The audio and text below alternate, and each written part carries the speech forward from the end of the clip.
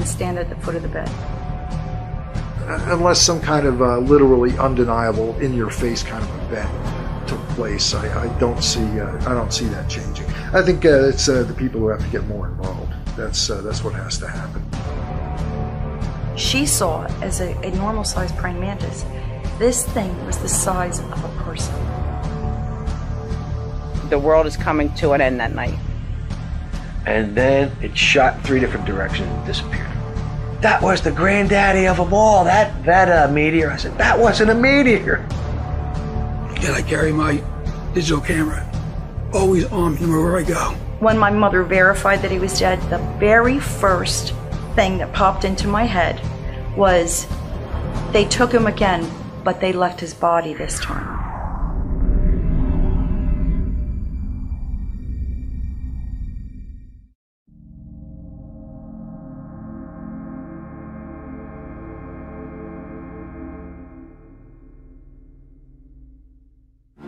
Pennsylvania resident Tom Ham has witnessed multiple UFO sightings throughout his life.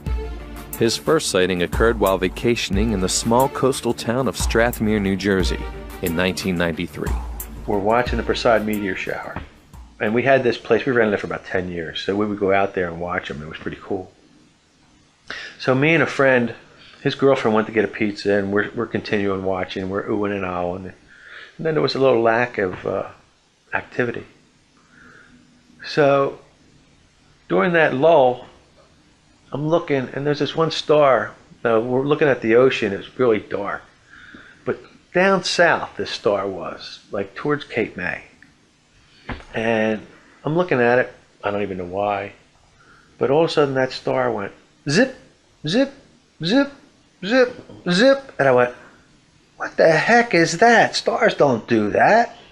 Well, it came right up the beach. Wherever, or however far south it was, it came right up the beach until it was actually on top of us. As we're watching it and I guess processing what the hell we're looking at, it was amazing because it was one solid white light.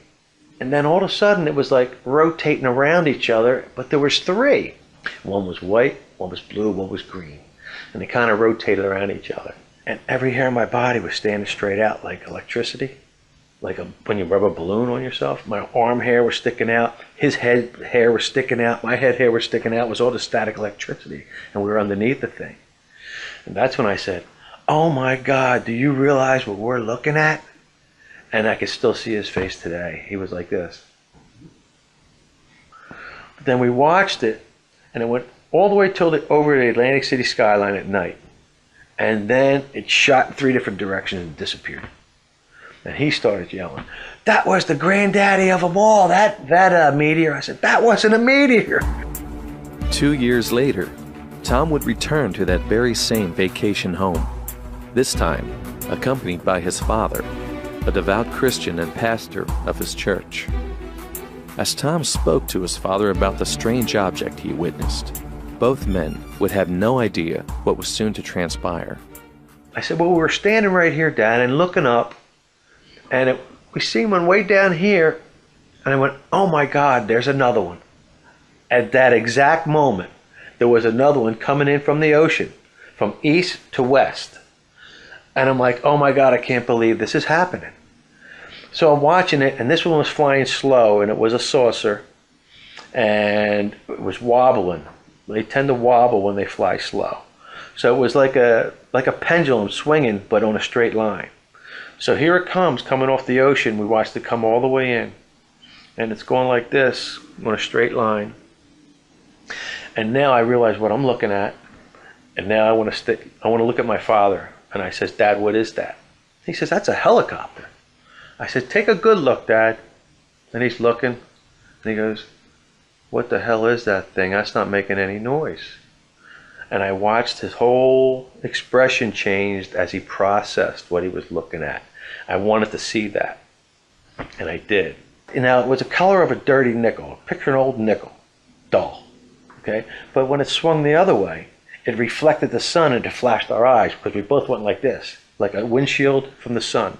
Same exact thing. But as it got right over the house next door, My father grabbed me by the arm and he says, "We were supposed to see this." He went back to his church and he talked about this experience. And they kind of shushed him off. Despite the church's dismissive reaction to his father's testimony, the two men are adamant about what they saw. And in 2008, the Vatican released a statement that, for many, is in preparation of an imminent disclosure of their knowledge of the existence of extraterrestrials here on Earth, stating that believing the universe may contain alien life does not contradict a faith in God. For Tom Ham, his ongoing experiences led him to the CE5 initiative, an extraterrestrial research and study group led by renowned ufologist Dr. Stephen M. Greer. And it was in the Mojave Desert, while en route to Dr. Greer's location, that Tom would have one of his most profound experiences so far. And there's 4 of us in this Jeep. An astronaut was driving, who I won't mention his name. And me and a coworker were in the back. I was behind the driver's seat. And it's pitch black in the desert. I mean, and we got lost. As we're finding our way back to the original road we came off of, I'm looking out the side view mirror. And this shooting star comes across like on an arch, not straight, not down, sideways, but like an arch. The driver's driving, he didn't see it. The guy next to me, he didn't see it because of the roof of the car. And I don't know why the guy on the front passenger seat didn't see it, but nobody seen it but me. And then it disappeared. Well, it wasn't over. The best was yet to come. Because just where it disappeared, all of a sudden, whoo, this thing materialized, and it was big. I'm saying it's as big as a locomotive standing on end, maybe 2 of them. The shape of a 55-gallon drums with no ribs, straight up and down cylinder, with a gumball on top of it, the same circumference. And all this steam was coming off of it, but it was weird, the steams. It's hard to describe some of these things because you're trying to use language from something that's not from this planet. So it looked like plasma or something coming off of it. And, you know, from experience and from reading, I didn't want to take my eyes off of it because I figured if I blink, it's going to disappear, and I wanted to watch this thing, and I was ready to watch this thing. I had to look to the right side of the thing, of the craft. It seemed like the left side was real bright, and to this day I wonder if there was a beam in my eye. I don't know. I can't answer that.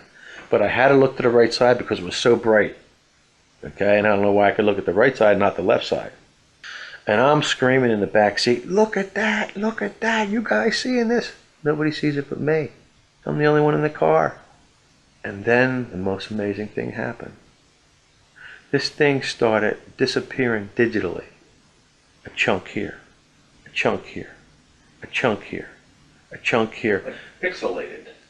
Until all the chunks got to the middle and this little black hole and it disappeared. But I knew it was still there. It was still there, but I couldn't see it anymore. Just the steam was still floating down in the air. And then, again, just like a slinky going down the steps, that motion, it did the same thing, kind of like backwards, and the whole desert floor lit up white. And then gone. I was told later by a psychic that they didn't see it because they weren't ready to see it. Can extraterrestrials be capable of affecting our perceptions, manipulating our minds so that we can only see what they want us to see? Or perhaps aliens are coordinating a highly advanced method of opening themselves to us by utilizing our untapped psychic abilities. Such theories have been researched in the meditative practices by which Tom Ham participated during Dr. Greer's CE5 expedition in the Mojave Desert, which yielded promising results. During the latter part of the week that I stayed there and did the expedition with them, on a Wednesday night they started seeing ETs outside our meditation circle.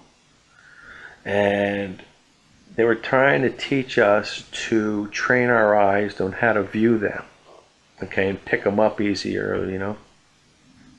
And I was getting frustrated because even though what I seen already that week, I wasn't seeing them, and I got a little frustrated with it, and there's always that room for doubt, all right, even though I seen what I seen already. Well, lo and behold, the next night, the same thing happened, and that's when I seen one. He was about between 4.5 and 5.5 feet tall. I knew it was a male. I could see right through him, just like a ghost. He walked right in front of me, about 10, 15 feet away. And I said, oh, here's a tall one right there. And I was standing next to Jan Bravo at the time, which is one of Greer's people. And I said, oh my God, he's just like a ghost. You can see right through him. She said, yes, yes. As the interview concluded, Tom sketched for the filmmakers the craft he saw in the desert that night. It was pretty much like that, with a ball on top. But it was big. It was big. And when it disappeared, it would, like, a chunk here would disappear, and a chunk here would disappear, and a chunk here, until there was nothing. Until it went right into the middle. A black dot in the middle. It just folded into that black dot, chunk at a time. It was amazing.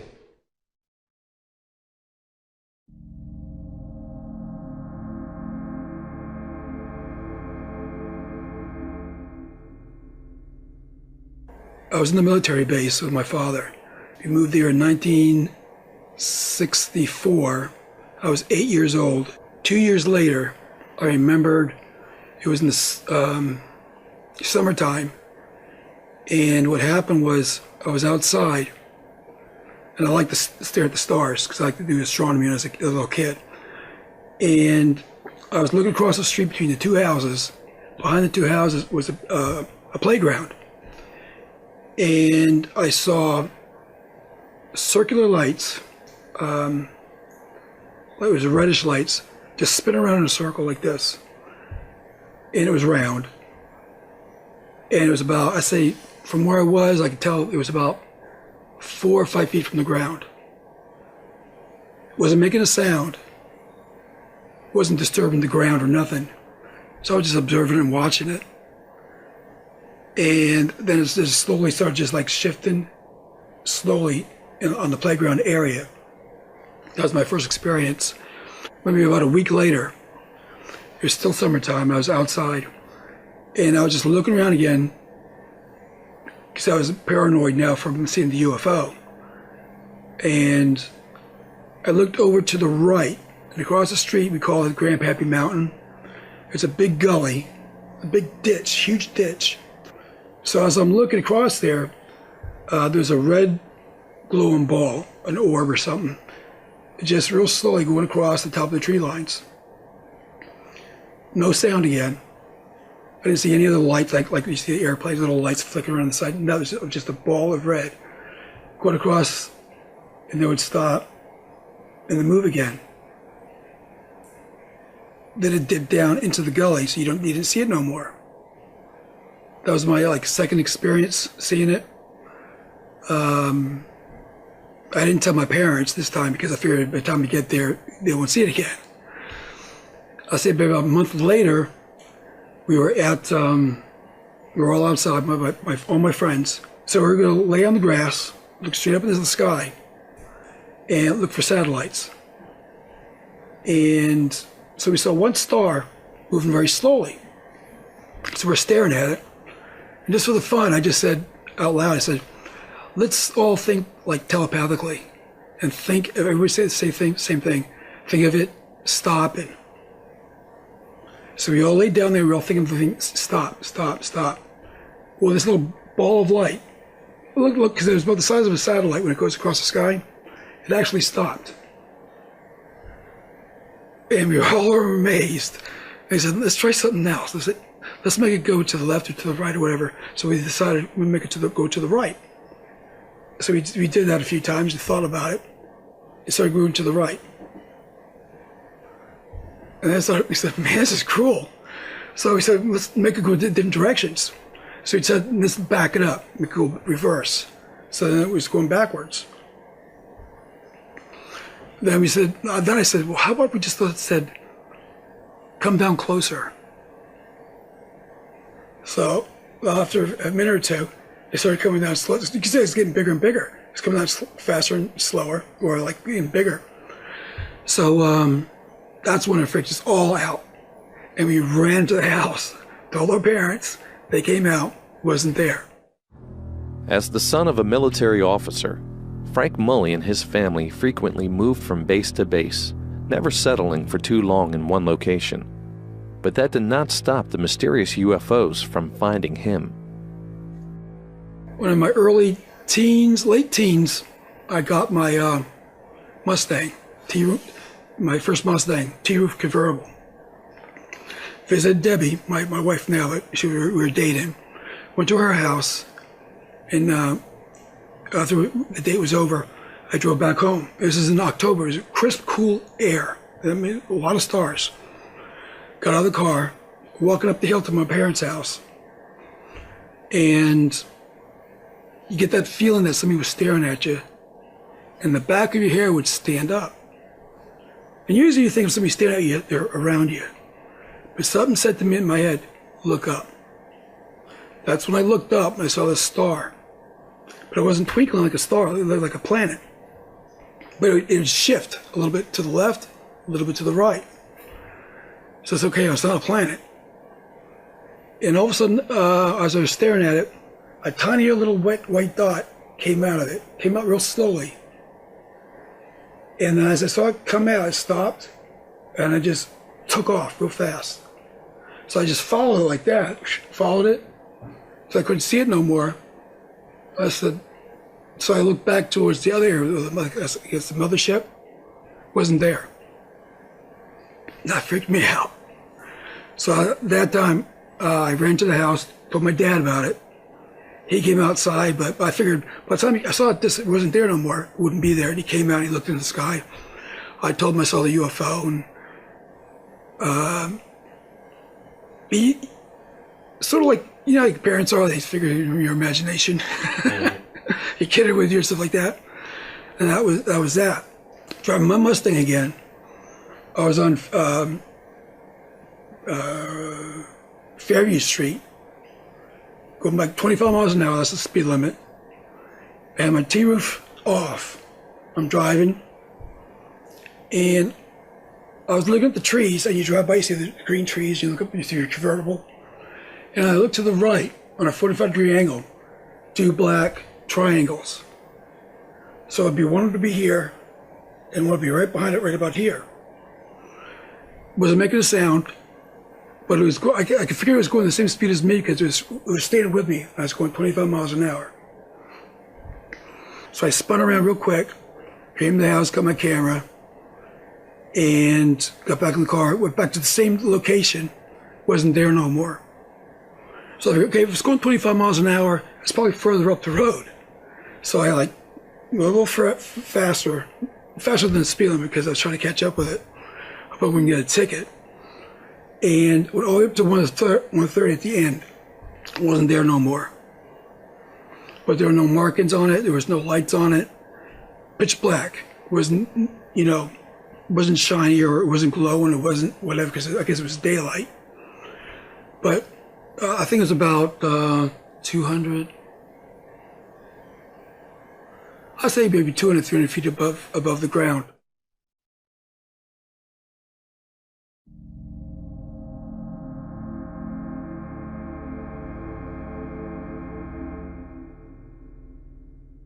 I know I was 6 years old.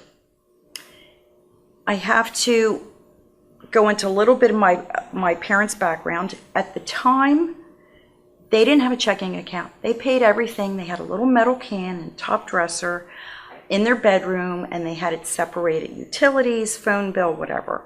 This was in the top dresser drawer in my parents' bedroom. And a lot of times, I would get up after they fell asleep. I'd get up, go in the bedroom, crawl in between the two of them, and sleep in their bed with them. So I remember one night falling asleep and hearing a knock on the front door. I sat up in bed, and my mother said, "I hate it when they come this time of night." And I looked over at the dresser, and it was an illuminated clock dial, and it was 2 o'clock in the morning. She goes to this dresser drawer and pulls money out of this little can and leaves the room, goes through the living room into a sun porch to the front door. About a minute or two later, she comes back. She gets back in bed, and I lay down. I'm wide awake thinking, who comes at 2 o'clock in the morning? My mother falls right back to sleep. Within minutes after that, I hear a rustling noise in the living room, and it scared me. I thought somebody was breaking in the house. So I'm lying there perfectly still. Now, I don't know whether I couldn't move or I was just so frightened I didn't. But I closed my eyes partially because I wanted whoever was coming in to think that I was asleep. But I left them open a slit. Well, the next thing I knew, I saw 3 what everybody considers now grays walk into my parents' room and stand at the foot of the bed. I saw one gray go to my mother's ankles and the other one go near her shoulder blades, and it seemed like they had put their fingers underneath of her and she levitated up off the bed.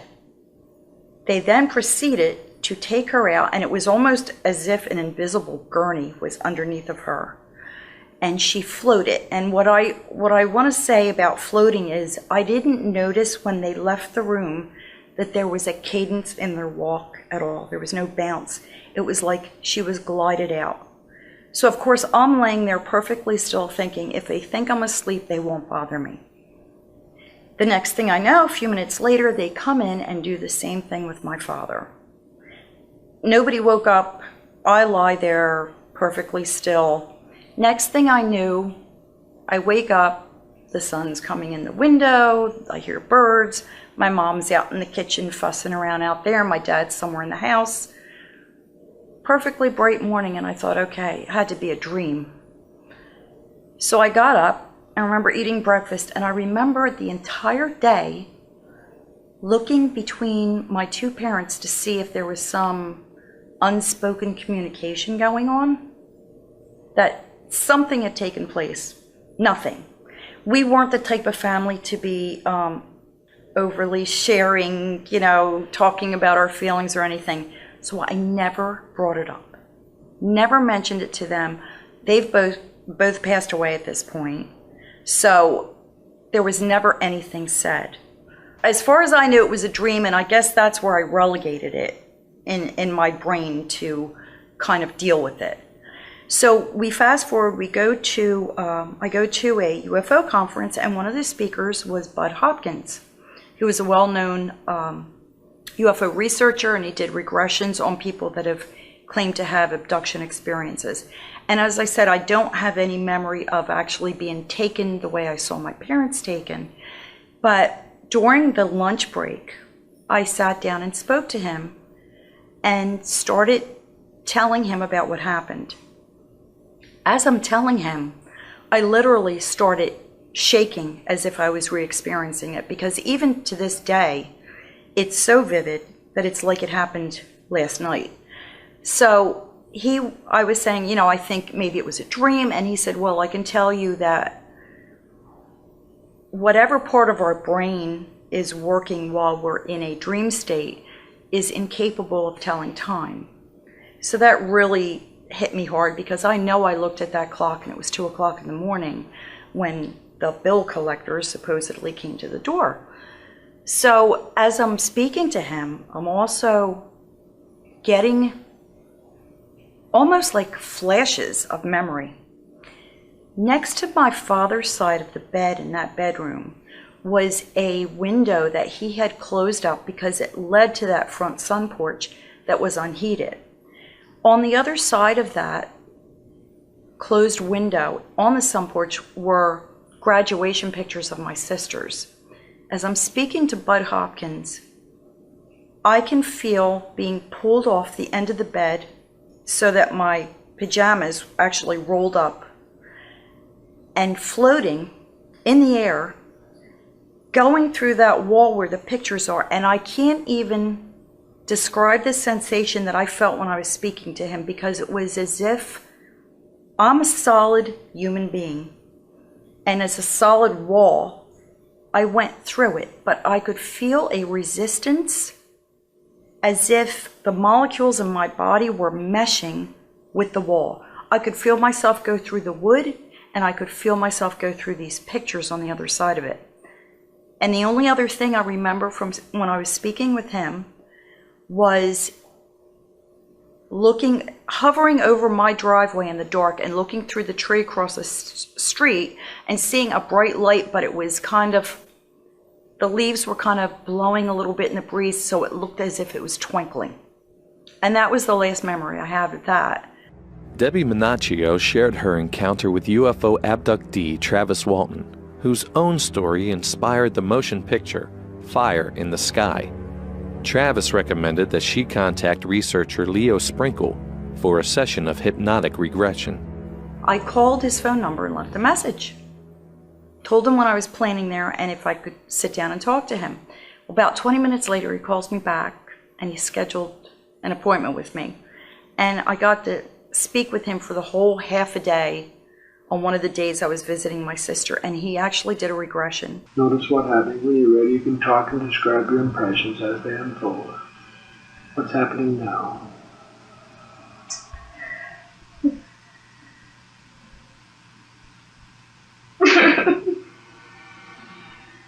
I'm afraid they're gonna hurt me. Mm-hmm. If I pretend I'm asleep, maybe they'll go away. Mm-hmm. I remember being led down a hallway, and I guess what was a craft. Everything was very dimly lit, and here were these two grays taking me down a hall. And I remember looking off to the side and seeing my mother lying on a table and getting frightened, and them communicating to me, she's okay. They both put their arms around my shoulder, so I'm in between, almost like comforting. Like, it's okay. I don't hear them say anything.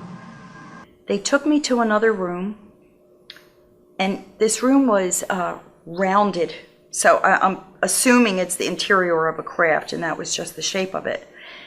But it had like a yellowish green lighting, and there was a strip that ran around the top of the room that had like recessed lighting that you really couldn't see.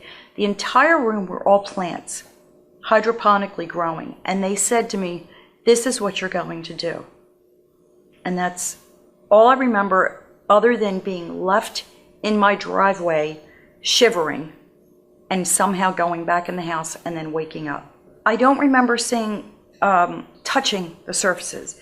Everything was like a gunmetal gray, but matte, like not shiny. And like I said, this one room had all plants. There was another room that, of course I got upset. I saw my mother lying on just a flat table with a sheet over her. But there was another room that they let me go into, and it had a panel with lights and buttons and everything. And they just walked me over to it. And there was one that had a red light that was on. And they just said, don't ever touch this. And that's all I remember of that. These other memories that came in kind of came in bits and pieces. I do know that ever since I can remember, I grow everything you can imagine. I save the seeds of everything I eat. I've grown nectarines. I have a 10-foot avocado tree in my office at work. So I'm constantly growing things and pollinating things, and I'm always working with plants. How that relates to what they showed me, I don't know, because I don't see myself changing the world. I didn't have visions of a lot of people, you know, terrible, like, invasive procedures or reproductive experimentation or seeing babies or being shown the world's going to end. I never had any of that. I just had this image projected into me. And when I say they communicated to me, I never saw them speak. It was all like done through telepathically or something. And I don't remember, you know, they seemed to be comforting to me. They wanted to assure me that my mother was okay and that I was safe. That's the impression I got. I didn't have fear. The most fear I had was when they came in the room and levitated my parents out of there. From that point on, that night, from the time I was 6 until I was about 13, I would have profuse nosebleeds, 3 or 4 times a month. I mean, pillow soaked, that type of thing. So that was really bizarre. When I was 30 years old, my husband and my 3 kids, we moved to Florida. And my son at the time was 8 years old. And I remember Whitley Strieber's book coming out, being in a bookstore to go get a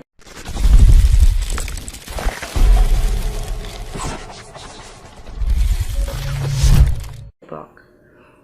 And I'm telling you, when I saw that book, the blood drained from my face and my jaw probably hit the floor, because that's exactly, the cover of that book is exactly what I saw that night. Although her life has forever been altered by her childhood encounter with aliens, it is possible that the visitations never stopped for Debbie. I remember on several occasions waking up during the night and wanting to go sleep on the couch in the front room under the picture window. And on these nights, I remember waking up, standing, looking out the window, and a bright spotlight hitting me in the face that was just blinding. And then next thing I knew, it was morning again. So I didn't mention it to anybody, I just thought it was some weird type of dream or something. And I guess a few months later, my son said, I had the strangest dream last night. I woke up in my room and stood looking out my front window, and this bright, glaring light was in my eyes. And I told him at that point that the same thing had happened to me, and we were able to pinpoint that it happened on the same night. As we begin to see a pattern of what appears to be a strong psychic connection shared among UFO eyewitnesses and abductees, we must ask ourselves, who is making contact with us, and why?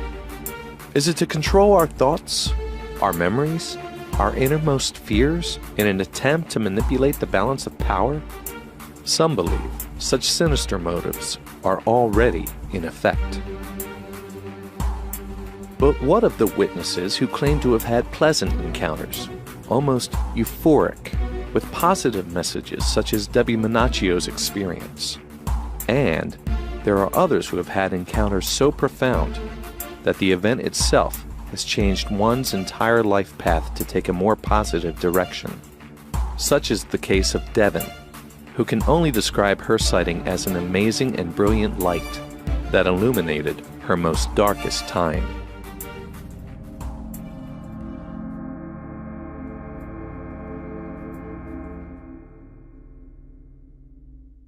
...2012, and I'm on my way home, and it's back country road here in South Jersey, and there's not like a city like at all. It's very like farmlands and things like that. Maybe you may see a house every 2 or 3 miles at this point. And I'm listening to this one particular song that I like, just a song, and I keep thinking that out of my peripheral vision, I'm seeing something to the left of me as I'm driving. But like I told you back in my childhood, I reverted back to that fear. I don't want to see it. I don't want to see it. I knew that there was something there to the left blinking, but I wouldn't look at it because my mind is, please God, don't let me see it. I don't want to see it if it's there. Perhaps instinctively aware of being ignored by Devin as she continues driving, the strange craft incorporates an elaborate new method of communicating with her, only not through telepathy, but rather through the song on her radio. It says, some of the lyrics say, "Do you hear me now? Do you see me now?" And I just decided to look, and I'm like, and so I look, and it was amazing looking. It was just like, it took your breath away. It was a vehicle made out of just light that I could tell, or something that I've never seen to be able to explain. A pulsating, circular, really beautiful red and orange light that would interchange and go around and do all these things, rotation. And I stopped my car. It was so beautiful. It resonated with me in such a way that I wasn't scared of it like I had always been. Like, please God, don't let me see this, to, I'm not, this is so beautiful. How can you be scared of this? Making no sound. And then it was just really bright to me. But it wasn't like radiating or reflecting light off the ground or trees or anything. So it's just, it wasn't shining down. There was no spotlight that came down.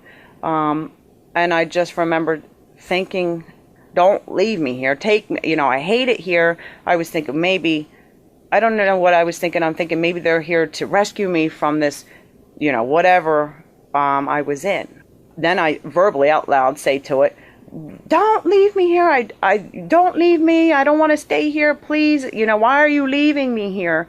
And I'm crying and screaming. And then I get back in my car because I'm out on an old country road in South Jersey, screaming in the middle of the sky, to the sky, don't leave me here. Get in my car. And the song is saying, shut up. You wanted me. Shut up. You needed me. Shut up. You wanted me. Shut up. You do. Then I'm just beginning to think like, the world is coming to an end that night. Maybe this is, maybe this is the Antichrist that's coming. Maybe it's the Messiah. Maybe it's, but I knew something that night, especially after that experience, that something was coming to a head. From this encounter, Devon feels validated that she was not alone in the darkest time of her life. Though she still questions as to why this happened and what it all means, she is certain that it was a wake-up call of cosmic proportions. I just know the experience was, it's inconceivable to think to myself that all that happened, and it was also coincidental for nothing, It just had to be for something, because look at the outcome. The outcome is that I was, I was broken spiritually, and now, I'm still a seeker, but at least I'm seeking something. I have a purpose for life. These are the testimonies of various eyewitnesses, strangers, who share a common thread and certainty that we are being visited by beings from other worlds. But there are still many of us who have yet to have such an encounter.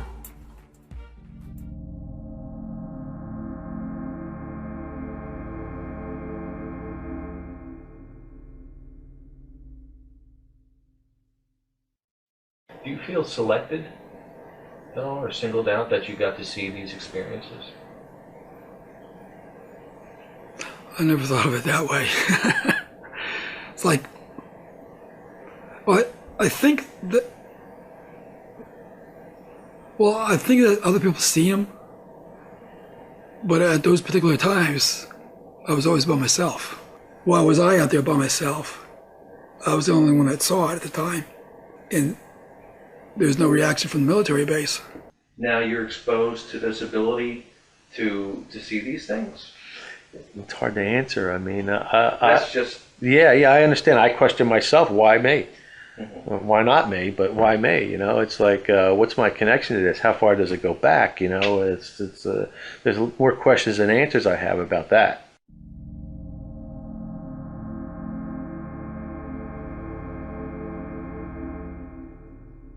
We're playing, like I said, we were in first grade. It wasn't kindergarten. And here, it was just before lunch, I remember this.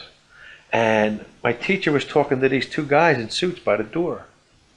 And as I looked over, there was a picture of the moon that I don't know where it came from. All of a sudden it was there on the wall inside the door next to the blackboard. And I ran over to the picture of the moon. And I never seen a picture of the moon like this before in my life. But I'm young now, so my references were limited. But it stood out to me. And I was the only kid in that class that was grabbed by that picture. I know that. I remember that. And I was standing there looking at that picture of the moon. I don't know who them people were. And as I'm looking at the moon, there's craters the same size next to each other all over. Like 2 small ones, and then 2 big ones, and then 2 medium-sized ones, but 2. So this little blonde-haired kid is looking at it. All of a sudden he goes, 2, 2, 2, 2, 2, 2, 2, 2. I notice a pattern. And I says to, I look over to these people standing there, which I don't know who they are, and I said to them, meteors don't land in 2s. And then I went skipping off to lunch. And I came back, and I ran right over to the picture again, and it was gone. I'd never seen a picture like that again. But I never thought about it again until I started reading about all these structures on other the Mars and the moon, and then I had that flash of memory. It was like, wow. It was a wow moment for me, My son, who was very scientifically minded, where he went to school, they had a separate little area where the kindergartners would go out after lunch, and they were kept separate from the other older kids. And it was right by the back door of the school, and they had a bench back there. So he said that they all lined up to go back in, and he happened to look over at the bench and just stood there frozen. And his teacher, he was the last one coming in, his teacher actually had to come out and say, come on, it's time to come in. And he just kind of pointed at the bench, and the teacher said, yes, Paul, that's a praying mantis. They're endangered. And he said, but Mom, it was the size you are. She saw it as a normal-sized praying mantis. This thing was the size of a person. For many of us who have never encountered extraordinary events in our life, it is difficult to grasp these claims. But for those who have, these memories are very real. In fact, many experiencers themselves are uncertain whether their memories are combinations of true memories or dreams mixed together. If so, then perhaps these claims are easier to dismiss. But what of the so-called dreams experiencers have that are eerily similar to those others experience? Or even more startling, dreams of events that have yet to happen.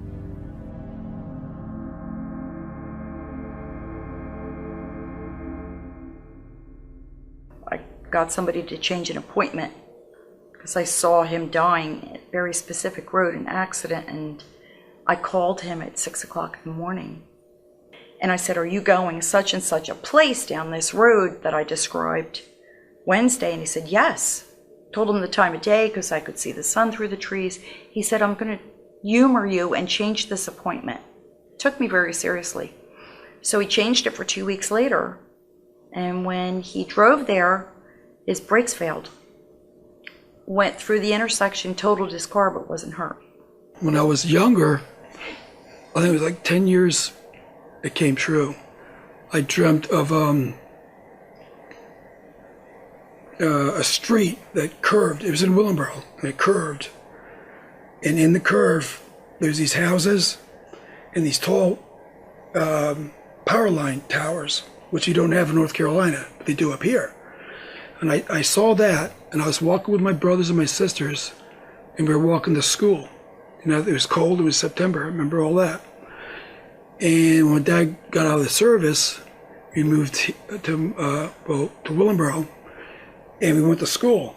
And as we were walking to school, we ran around this curve, saw the whole thing, the tower, the trees, the whole thing. And I dreamt that, and that was like 10 years into the future, and I dreamt that, and I walked there, and it was like deja vu. At one point, I'm trying to go to sleep, and this is, I guess I'm in my early 40s, and I hear, it sounded like 2 air traffic controllers speaking back and forth to one another. And they gave a flight number and everything, and the plane crashed the next day. It was a United flight, I can't remember now the number, but the next day that plane crashed. So I actually heard a conversation between 2 air traffic controllers or pilot or something, but you could tell that it was something to do with the airline, and I mentally made note of it at the time, that this was going on.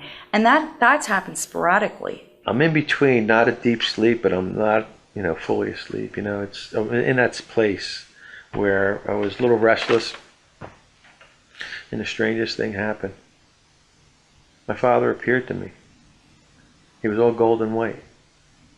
First, I seen his whole body, and then I just seen from here up, and he went like this.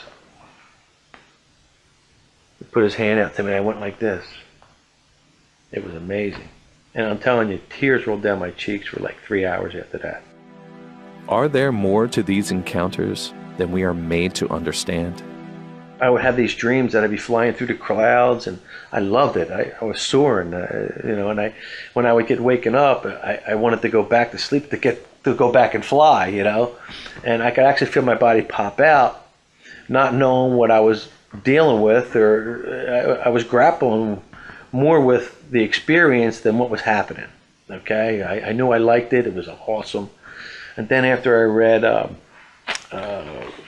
Out on a Limb by Shirley MacLaine, and she described astral projection, I went, oh my God, that's what happened with me when I was a teenager. I couldn't wait to have these dreams when I had, because they are so cool. I mean, it's literally, it sounds rather silly, but it's literally like I could flap.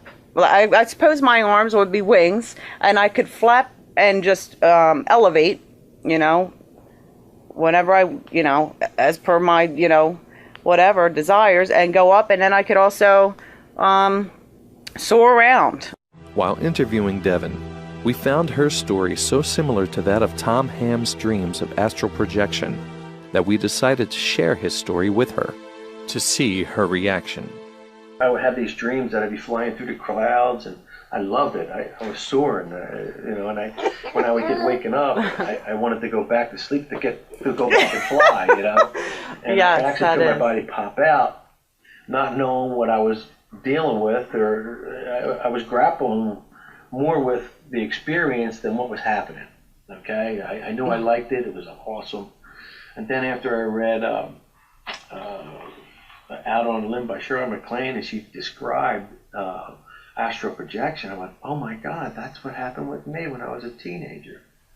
I've actually never really put too much thought into that dream, because, I mean, afterwards I just remember how much I enjoyed it, but I never really put any thought into maybe exploring, The only exploration I did was more like the, like the Native American style Cherokee Indian answer for that you resonate with a certain, animal. Mm-hmm. And I just always assumed, the raven, or probably more so the owl, is mine.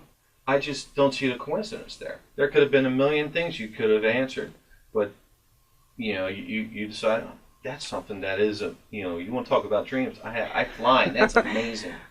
And as you were talking, I'm remembering Tom's interview verbatim, saying, oh yeah, I used to have these dreams. I'm flying, and I'm just enjoying it, and I'm upset when I wake up, but I'm having such a great time.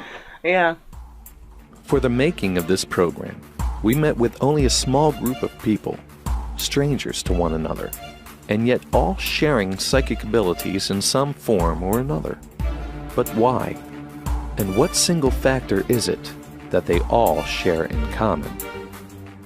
I don't tote myself as a psychic, but I know it was at that point that it started. I was able to move things with my mind. Clairvoyance, precognition. My brother from England came over, and we were at the mall. And he was hiding from me, like hide and seek type of thing. And I knew he ducked under this long piece of bread at the bread shop at the mall. So I knew he ducked down because I saw the top of his hair.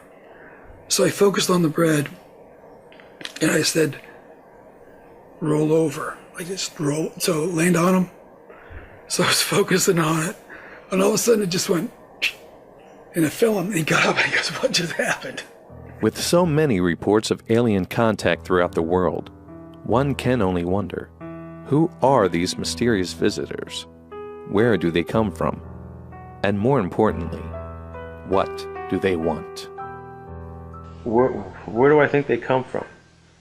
Well, what I've learned, or what I think I've learned, is, life in the universe is the rule, not the exception. And now we're becoming part of the universe. I think it's the time for this planet to engage the rest of the universe. I've heard it being called lifting of the veil. The veil's being lifted, and we're getting conscious to other things in the universe. There's so many theories out there. I honestly think, and this is just, my viewpoint, I think that they're us in the future. I think that's, there's a certain humanoid perspective to them. They have a body and eyes, and what if we do something so devastating to this planet that we're forced to go underground or to leave it and go to another planet where we're living underground, and because the sunlight or the ultraviolet rays are so harmful that our eyes become bigger, we become paler. Of course, technology now, people are not as muscular. So you can see in the future, if you're using a lot of technology and not using your muscle mass that we did, 100 years ago, you're going to become spindly and things are going to atrophy. So maybe they've learned how to travel back in time to fix something that we've done terribly wrong to this planet or to civilization or to beings, and they're looking for cures, or they're looking for history, or whatever they're looking for. But I really think that they may be our descendants somehow. I actually have two. One, I would think that they're, like say they come from another planet, another world. And then the other part of me says that they've been here. It's like their world, and we're the visitors, type of thing. Like we're the shortcomers, and they're the longcomers. Like they've been here longer than us, and so it's like two feelings that I'm having with that. I think that I would say the odds are best that another planet, another moon, somewhere in our galaxy. Somehow they have the technology where they can bridge those long distances, light year distances, and they can get here in a reasonable amount of time for them and look around, poke around, do their research, and head on back. I think that's the case. There are some other theories that are out there, time travel perhaps, us from the future, multi-dimensional, multiverse beings. I have some reasons why I don't think that's as likely. With time travel, for example, if it's us from the future, one thing that